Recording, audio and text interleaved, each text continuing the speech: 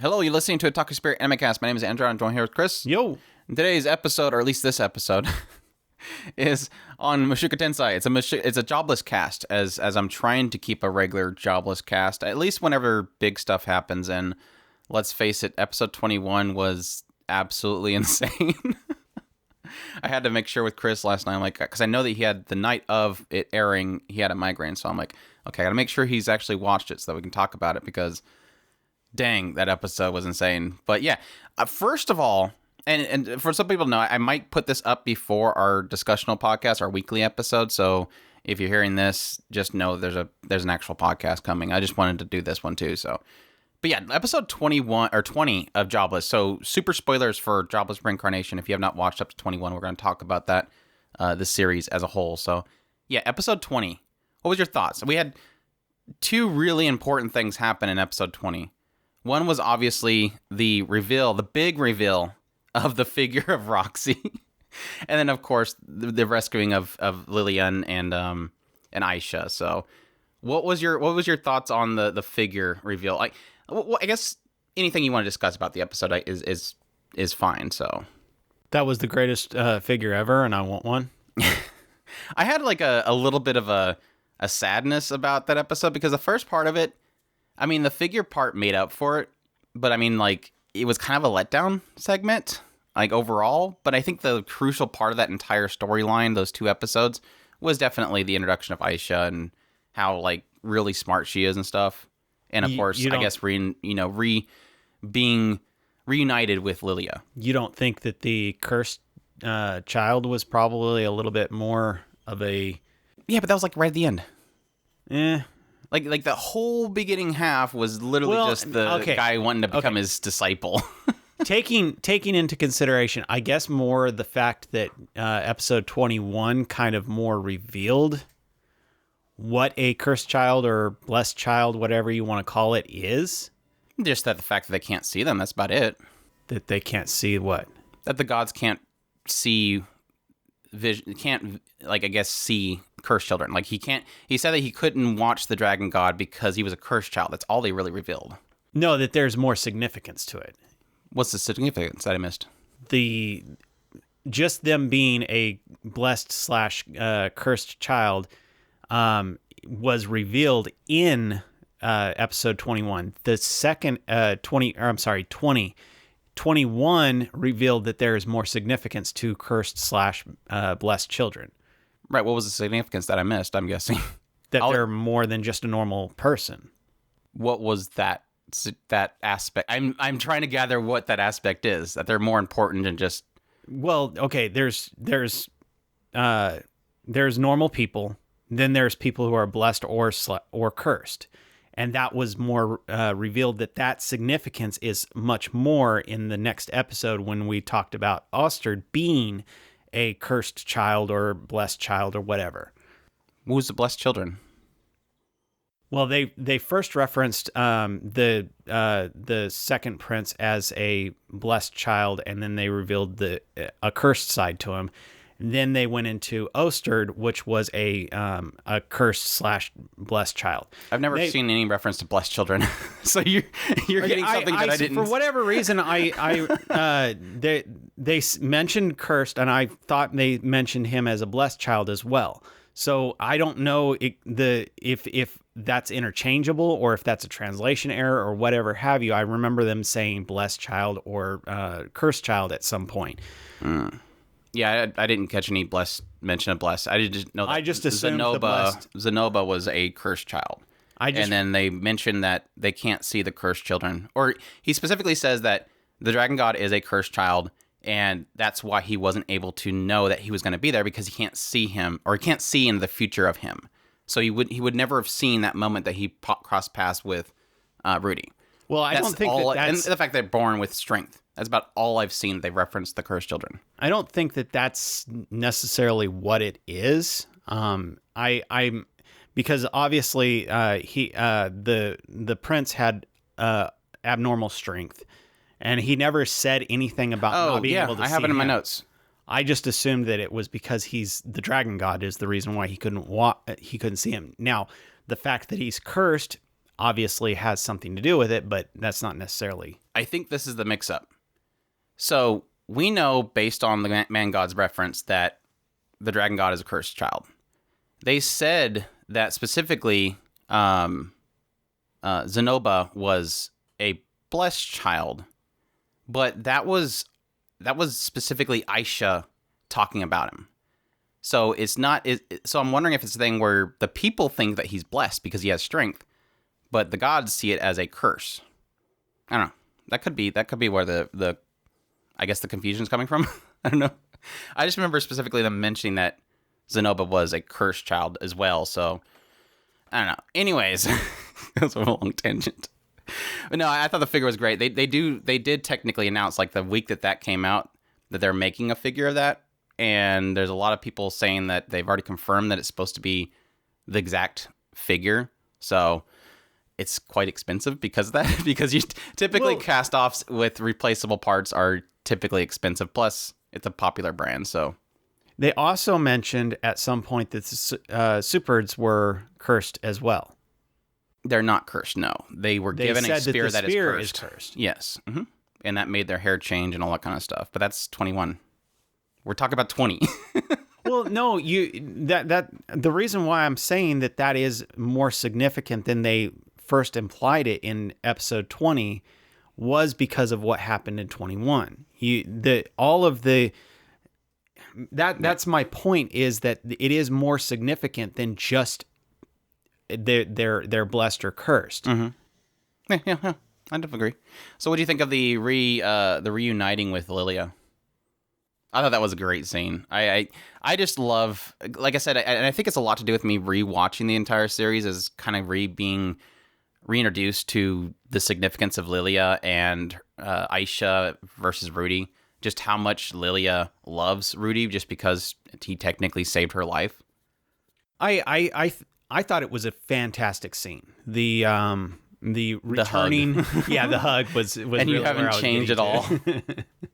But yeah, I absolutely loved that. And a happy birthday. I loved the acknowledgement of a secret that he was trying to keep away from Aisha, and that she actually figured it out a long time ago. Going back to the idea of that she's a lot more smarter than she reveals. So yeah, I love that entire sequence of events. It's funny because it's trying to figure out exactly what point she actually figured it out, and you can probably say it's because Air just kept saying, or literally that one morning she says Rudius, like she's like, please make sure to introduce me to Roxy, Rudius, and she just yells it out loud while Aisha's asleep. So it's like, I'm sure Aisha might have been awake at that point, but just every time she says Rudy and then corrects herself. But I think it was the only point you actually get to see Aisha look like she acknowledges something was the point in which Rudy first, when everybody's being reunited at the end part, and Rudy comes up and puts his hand on Aisha's head, and Lilia looks at him, you can see Aisha has like that look of like figuring it out kind of thing. So it was really cute to say, I'm sorry I called you an hentai brother. It was way cute. But no, I think the Lilia scene was probably the greatest point of that entire episode. I just love that, the hug, the giving the gift back to him, here's the pendant that Sylphie was going to give you, and just a really cute scene. Seeing that he's never changed, because he's like, you're pressing up against me. Oh, you haven't changed. That's great. Mm-hmm. And then her hiding from Aisha the moment that she walks up was really cute. I just love the two of them. It's a great little pairing there. So sucks that they're already parted ways, but that's kind of a given. I would have hated Lilia and Aisha to be there when they met up with the dragon god, to be honest. Yeah. I don't want that. That would have been really bad, because I'm sure Lilia would done everything that she could to protect Rudy, and that would have not ended well. So yeah, just a fantastic episode, even despite, like I said, I felt like the whole thing with the prince was kind of a throwaway. But as I kind of mentioned in my impressions video, is like, again, Zenoba will probably come back in the picture at some point. They don't waste these characters. Revealing this blessed, cursed, whatever guy, and then him just leaving. I mean, they're quote unquote exiled, but I'm sure that they'll run the radio. There's no way that one that was insignificant. It does bother me that we will eventually run into his brother again. I could do without Pax. Was his name Pax, I think? Yeah. yeah, I can do without packs. But yeah, granted, I didn't really like Zenoba as a character because he feels like a Beetlejuice character, and it's like, and I'm sure that Beetlejuice was probably made in some kind of inspiration after this guy, but yeah, just he looked like he was just kind of skittering around like a cockroach and everything. It's like, okay, dude, chill, just chill. But yeah, super powerful guy that I'm sure will be coming back later on. But yeah, anyways, episode 21, insane. Episode 21 was insane. So it opens up. They're still traveling. At some point, Eris keeps going on about wanting to fight these red dragons they keep seeing. They did establish, with typical fantasy, that dragons are incredibly powerful. Powerful enough that the 7 would even turn away. The lower of the 7s would probably turn away from fighting them. And they kind of equate it because they typically fight in packs.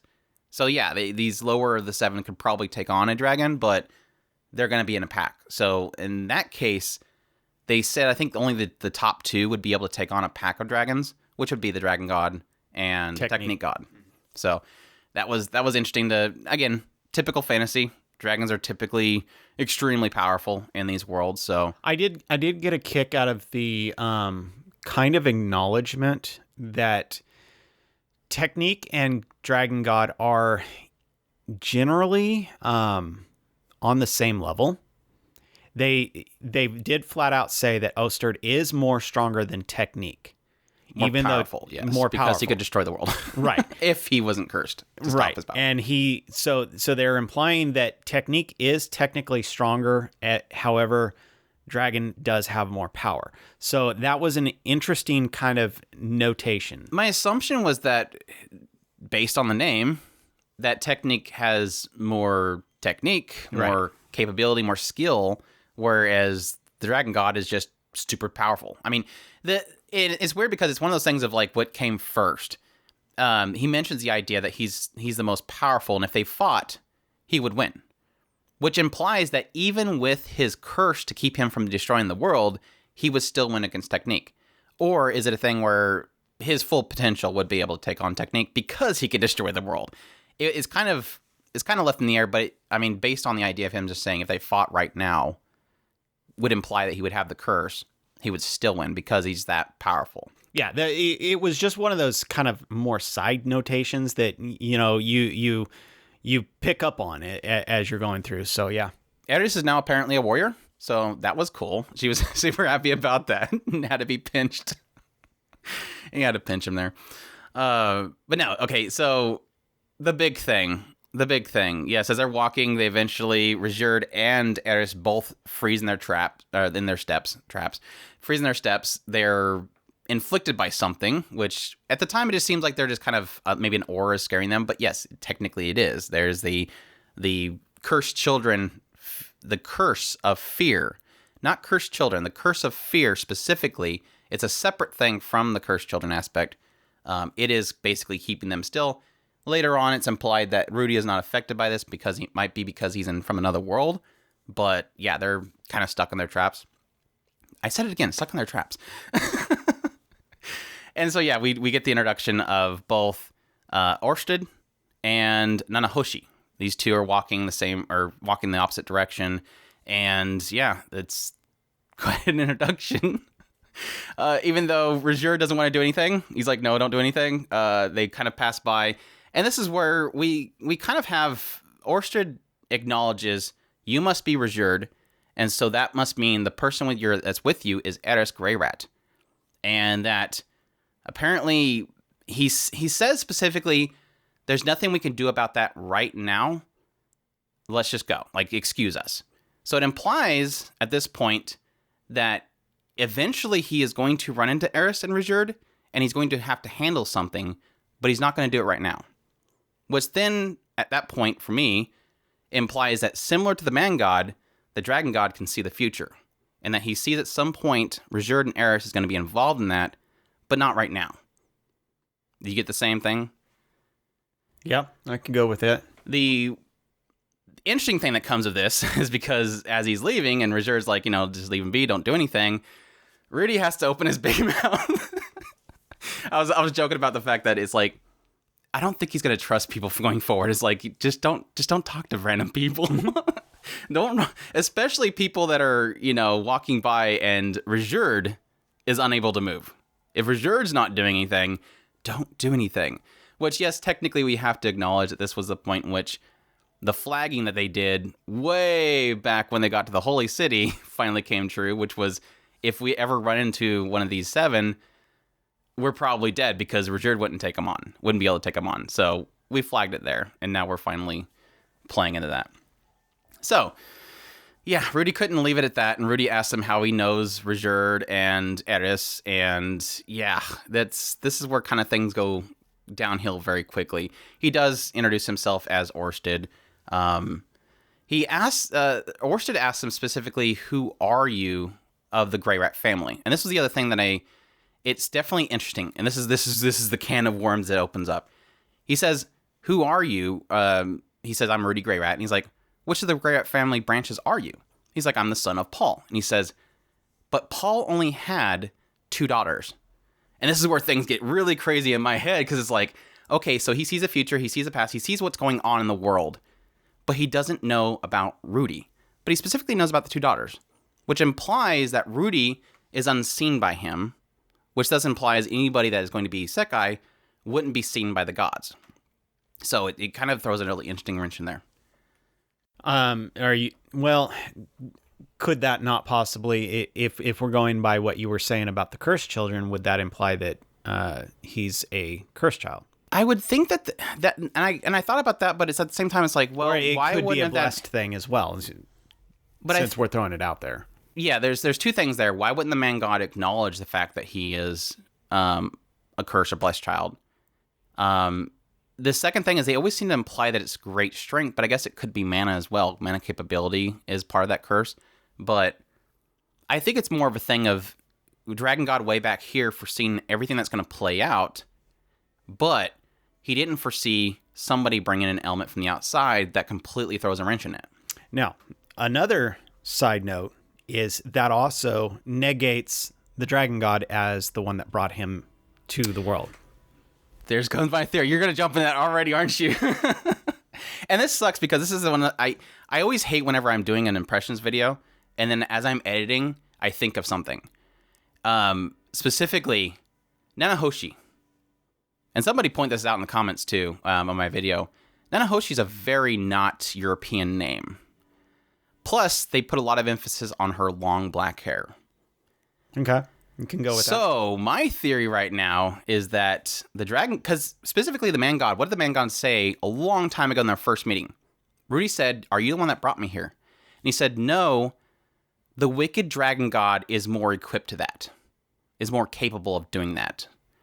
So, it implies that, yes, the dragon god brought somebody over. Now, my theory is going on, and if you look back in the second episode, I think it is, they show the moment that Rudy got hit by the truck, and it starts going in the whole thing where there's a kid in the ambulance, they're taking care of him, and then there's search dogs, and they're saying 2 of the students are missing. And so there's a female and another guy. And I don't know if the female's arguing with one of the boys. I don't know if that boy is in the ambulance, but there's 2 boys and 1 girl, and then there's Rudy. And they're specifically saying 2 of the students are missing.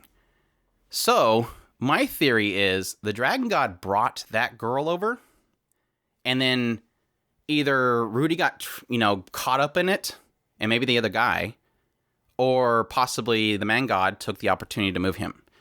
The other theory is that when the Dragon God brought Rudy over, he just didn't know where he brought him. So he just brought him over and then lost track of him, and the man god stepped in and said, "Ooh, I'm going to take advantage of this and use him," because the Dragon God can't see him.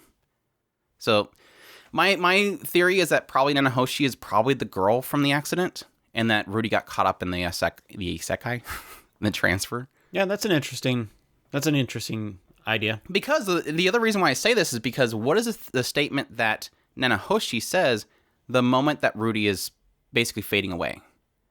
She says something to the effect of, "Something's not right. Maybe he's ... So she might see that he's special just like her. I don't know how she would jump to that conclusion, other than the fact that he's, doing incantationless spells, and that the Dragon God specifically doesn't know about him. Because the Dragon God should know about him. And so maybe she's like, okay, well, if he can't see my future and he can't see this Rudy guy's future or where he's from, maybe he's similar to me. That's very interesting. I didn't catch that scene. But that does explain because I didn't understand why she would stop Osterd and make him heal him. Yeah, that's the only way I can explain that. Why would Nanahoshi care about Rudy? That would give a lot of credence to that. Because that I mean, I really like that idea. Why did the Dragon God kill Rudy? He's working with Man God. Because he thought he had something to do with He's a threat. Now that brings up another interesting concept because I kept throwing this idea around in my head, and I definitely wanted to bring this up, and now that you mention it, I remember who is technically the bad guy, the Man God or the Dragon God. It hasn't really put it. It hasn't really put it in play. However, they're playing it off heavily that the Dragon God is technically the bad guy. Now, we do... He did strike Eris. Right, we do... We don't like things that strike Eris. This is true. This is one of those things that that is being played out, and it seems so obvious out in the open that the writer is trying to play this kind of hidden... not a hidden... It's a we're not really doing what you think we're doing type thing, and it's what I find interesting about it is obviously the Man God is kind of this low-key slash amuse me kind of person. Yeah, amuse me type character. So we're really not sure his true nature, and then at the same time we have the Dragon God who just comes off as this cold, I'm gonna take out whatever's in front of me. That doesn't necessarily mean he's bad. It just means that he has this one-track mind. And what we also see in a lot of cases, there's the kind of paladin archetype, the chaotic good type archetype. I hate the term chaotic good, or lawful good type thing, where no matter what, it doesn't matter. There's no bending. You are evil, therefore /kill. /kill. Which it's an interesting idea that maybe the reason why he went right straight after him is because he sees the Man God as flat out evil. Yeah. Even though the Man God is probably just a trickster and he just tends to go both sides of the court. So he could be good and he could be evil. And so therefore he just sees him as evil, period. Because of the fact that he doesn't have time to mess with you because you're going to cause me problems later. So it's an interesting interplay that I can't wait to see where they take these two later on down the line of what is the truth behind Osterd and the Man God. So, and that's the other thing is like, is it an element of there's something going to be coming into play later that he doesn't like that involves the Man God, or if it's something that has been established before this, that the Man God was betrayed by him, or that he knows the Man God's evil in some way? Because technically the Man God is not going to come out and say, "Oh no, I'm the bad guy." And granted, technically Rudy has never seen him as a good guy. Rudy's always hated him. Right. Like he's acknowledged that he's just doing it because he's amusing, and he keeps doing things that offset. Now, granted, the Man God has done things for him recently that does improve his vision of him. He helped him save Aisha and helped him save Lilia. Right. So he does, and he did gain the eye because of him. So it's not as if he doesn't like the Man God, but he just doesn't trust him. But that's his nature that he brought over. He doesn't trust people. He sees him as like a salesman. I think early on he just seen them as a salesman. Like, I have a proposition for you. And he's like, "Oh no, I know people like you, the people that come to my door and try to sell me stuff." Oh, another interesting thing to note. Did you happen to notice that the eyes were not picking up Osterd moving? It was too fast. It was too fast. I caught that too.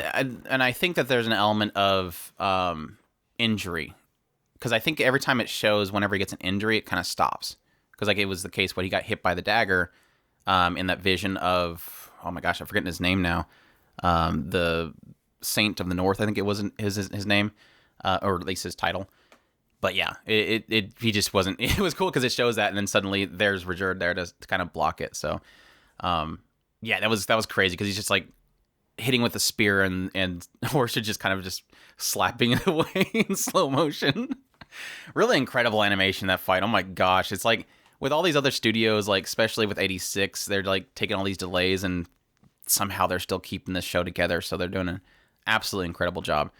Plus, I forgot to mention earlier, every time I see the turning point in the title from now on, I'm going to be prepared. Because this is turning point 2, and turning point 1 was obviously the Mana disaster. So they're always crazy episodes.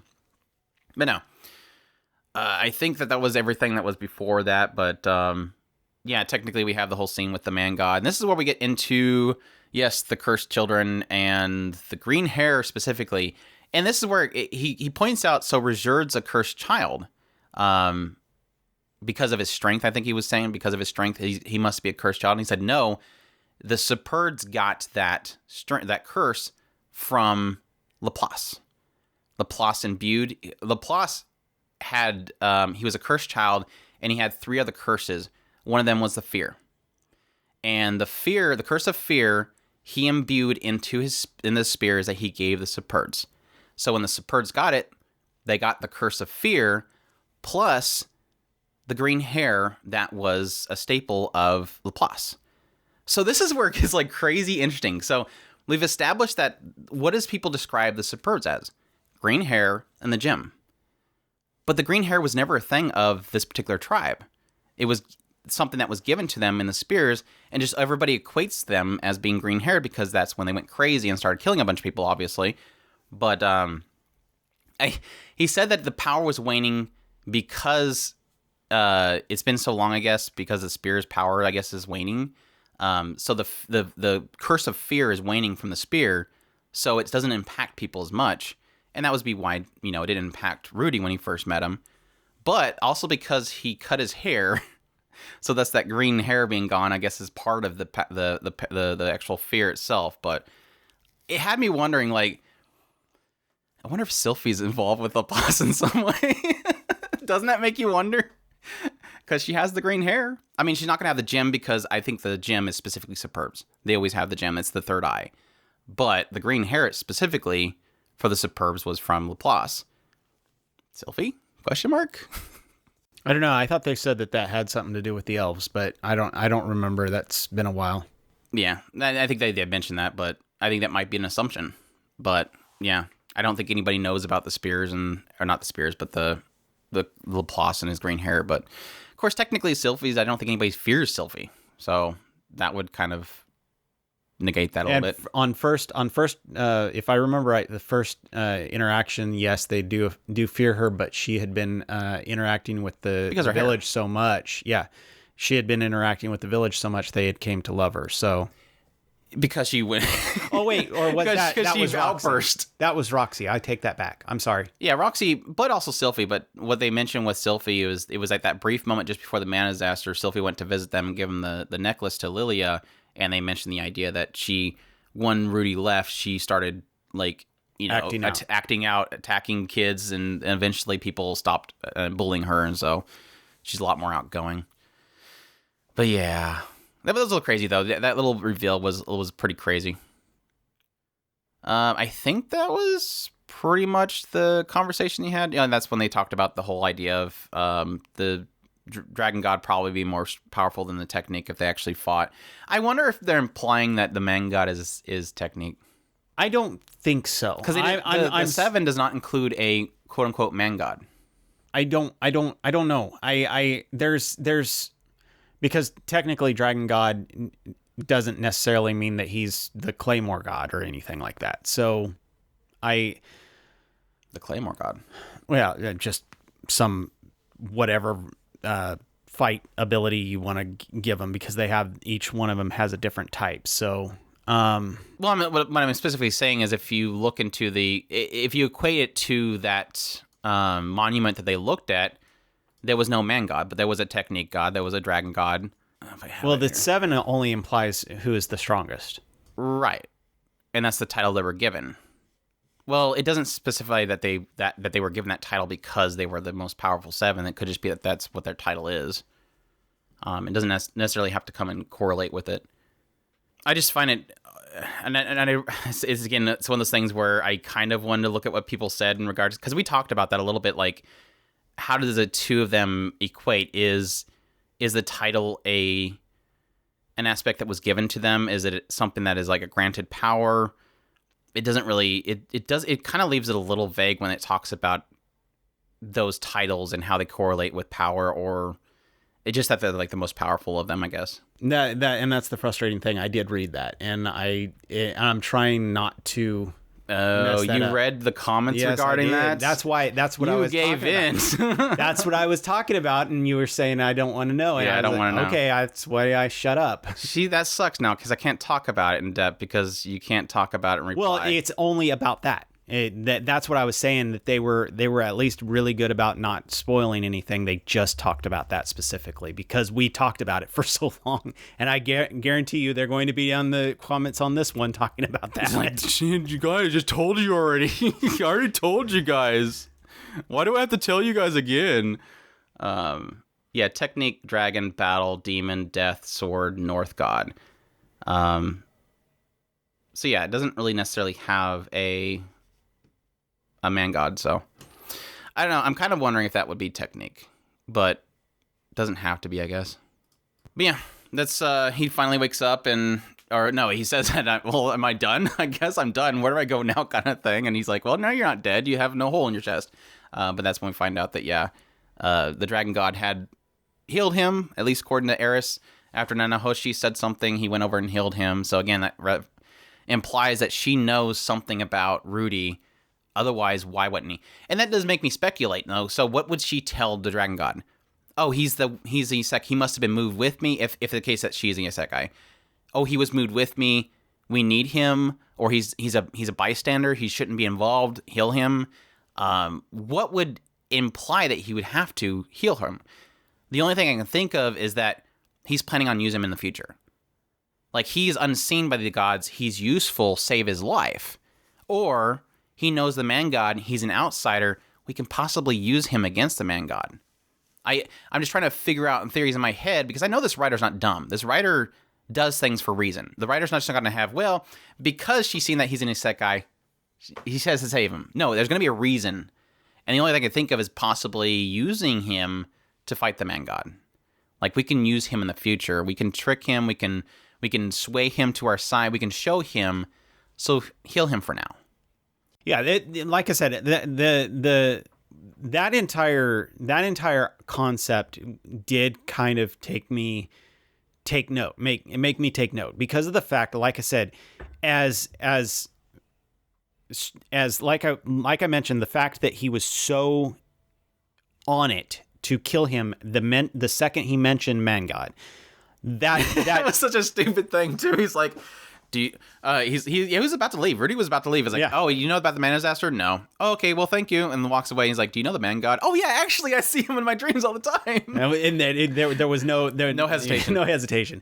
So it was one of those things that with as stern as he was about that, for them to turn around and heal him back just because of whatever the she happened to mention. Now, I don't discount the idea that he probably was not just, I don't care to heal him. I see her as kind of a, similar to the Superd, to Ruijerd and Rudy, where Ruijerd doesn't necessarily always think about the consequences of what he's doing, and then Rudy is kind of the one that's going, no, you really can't do this. This is what you should do. This is the best. And Ruijerd taking that into consideration and doing generally whatever Rudy wants him to do. So I'm kind of looking at it in the same way, where Oster probably doesn't really think things through, and Nanahoshi is probably just kind of, for lack of a better term, his heart, where she says, no, you should probably do this, or you shouldn't probably do this. And sometimes it's not necessarily always right away that she gets to be able to calm down, Oster. But no, the fact of how quickly he reacted to that does lead me to believe that there is a massive amount of bad blood between the two, no matter how you look at it. So, for her to turn around and say, no, you really shouldn't. Like I said, I really like the idea of what Andrew is mentioning here, this idea of the possibility that she noticed that he might be from another world along with her. So that leaves so many interesting doors open in that aspect of. So does that mean that she had him? I lean towards the fact that she probably just seen him as somebody. Not necessarily that. I mean, she probably did use that to get Oster to push him over the edge. Because he probably seen him as a tool piece of the man god, therefore kill him. Mm-hmm. And her saying, well, yeah, we could use him to our advantage if we go ahead and heal him. And so, yeah, I could see that, but I don't know. It's an interesting conundrum in general, because she, as a wild card in a lot of ways, makes a lot of the things on the Dragon God side very interesting. It sucks because they part ways. So it's like, I know this is going to be a question stuck in our head for a long time now. It was interesting that he did note that his mana capability was so great that he puts him on par with Laplace, the demon god Laplace. So that was an interesting kind of note there, even though it's technically just him saying a passing comment. We have a name for him. You can put a name down there now. Yeah, I can put the name in there. I don't like, even if it says something in the things, I don't want to put in there because I don't want to. If it's mentioned later, I'm like, oh, that's that dude that was. No, I don't want to do that. But I knew that he was probably going to be the dragon god because of the scales and the dragon kind of turning away from him. Which again, now at this point, looking back, seeing the dragon, cry at him and him literally just stand there like, what are you doing? Doesn't really fear him. But no, it's like. The other interesting thing in this entire thing was, again, he technically mentioned, you're Rajur and that must be Rudy, or that must be Eris. We can't deal with that right now, so excuse us. And then later on, when Eris attacks him to protect Rudy, he knocks her back and says, "You're building your strength a lot better, or you've gotten better, but you're not polished." So again, it keeps implying this idea that. My theory is that he's foreseeing in the future Eris will be at least Eris, and also probably Rajurd, will be involved in some sort of team that will be something significant later. And that he's seeing that she's honing her skill and getting stronger. Why else would he care to know how she's improving? She must be significant for something in the story, or at least the world itself. So yeah, and that leans more towards the idea that their party will probably be on their side at some point, which Do you think? That would with it for right now. Dealing with it. Do we deal with it now or later? Yeah, it doesn't mean bad technically. Yeah. So that's an interesting deal with. It can be that I have to tell you to go to this fortress to take down this thing, or I have to cue you in on something. Right. We're not doing that right now. It doesn't necessarily have to be deal with it as in kill, because unless there's a pre-established idea that he doesn't want to affect the future, and if he were to kill them now, if he needs to kill them later, like, oh, well, I can just kill them right now. They're right in front of me. Mm-hmm. But anything they touch going forward will be in chaos. So he wants to maintain time, so to speak, and so he doesn't want to get involved with them. Which that would explain the outro. He killed her in front of the outro. Yeah, that does technically explain the outro. The whole kind of silhouette of him. They'd never seen what he looked like. Mm-hmm. That's a pretty cool thought. I didn't think about that. But now that you mention it, yes, that technically does finally explain why he's always a sky silhouette for everything, because that's what technically the dragon god always seen whenever he looked at their adventure, I guess. Which, cool stuff. I think that's it. I think that's everything that happened. I got a kick out of the... It was cute but funny at the same time, the idea of him hugging Eris, and she's like, I'm going to punch you, and he's like, okay, bonk. Eris was super happy that he was alive, so. Yeah, crazy stuff. And it sucks. 2 more episodes. Only 2 more episodes, Chris. I don't really want to think about all that, so let's just stop. Only 2 more episodes. It sucks. I don't know. What do you want to be kind of completed by the end of this core? Because it's great that we know more is coming. It's great that we know more is coming. The reunite with Sylphie. We need Sylphie. So reunite with Sylphie. And that's it. I have been missing Sylphie desperately for a long time. Yeah, but what do you think she's gonna be?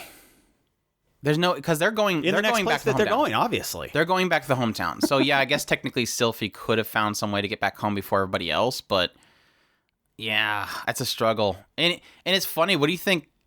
Do you think Sylphie's going to be a jealous type now? Possible. A yandere type, because she hasn't seen him for so long, and he's finally back, and he's got some girl in tow. Well, she did go through some acting out, so yeah. I don't know. You don't think Mama's going to be there, do you? No. I'm half suspecting Mama's somewhere doing bad things. I can foresee what? Bad things as in she's on the bad guy's side or something like that type. Where do you get that conclusion? I'm just guessing. There's going to be one to happen. There's going to be one that he's going to be conflicted with fighting against. And you know that's going to happen. That's going to be turning point 3, where he has to fight against Mama. I don't see Mom being combative to him. That she's too doting. She's released from Paul. Yes, she can totally go. She's been released. Guy. She's been released from Paul since he cheated on him with Aisha. Yeah, or Lilia. I'm sorry, no, that would have been really bad. She is. That would have been really bad if you cheated on Aisha. She's gonna go full on bad guy. Yeah, I don't see that. She's too doting. Oh, she might dote on Rudy, but she's totally on the bad guy side. I don't know. I can see Zenith probably finding something that she needs to take care of before she comes back home. But I think Zenith of all of them could get back home the quickest. Sylphie might have struggles there, but Sylphie wasn't in contact with anybody when the mana disaster happened, right? Because I know obviously Paul had it starts with an N. I'm forgetting her name. Norn had Norn in his hands, so they transferred together. Lilia picked up Aisha the moment that happened, so they were together. I think Zenith and Sylphie were kind of on their own, so they're going to be separate. At least, again, implying based on the idea that so far we've seen 2 pairs that were transferred together and they were in contact. So I'm seriously curious as to where Ghislaine is. I don't see her to be the type that just gets caught in any way, shape, or form. She's the one that she probably went hunting for Rudy right away. Well, that's the nice thing to note is that technically the 2 biggest concerns for being separated is Norn and Aisha. And thankfully they were both with somebody that was, well, Aisha wasn't with somebody strong, Lilia, but they're, at least we know they're safe.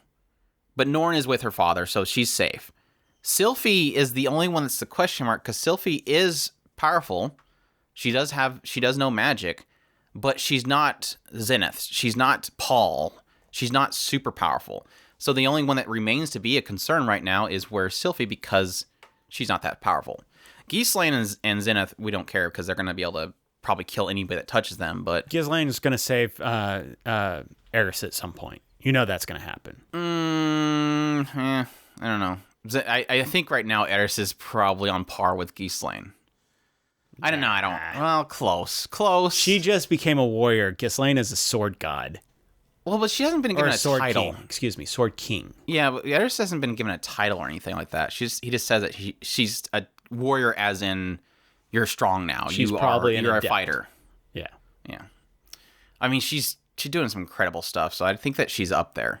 I think at some point they mentioned her being of a status. Was it Ghislaine that gave her a status? I remember her being called something. Maybe it wasn't a king. I don't know. Anywho, lots of fun stuff. Looking forward to more. But I hope you guys enjoyed this little quick Jobless cast for episode 20 and 21. But yeah, hope you all enjoyed, and y'all take care. Os.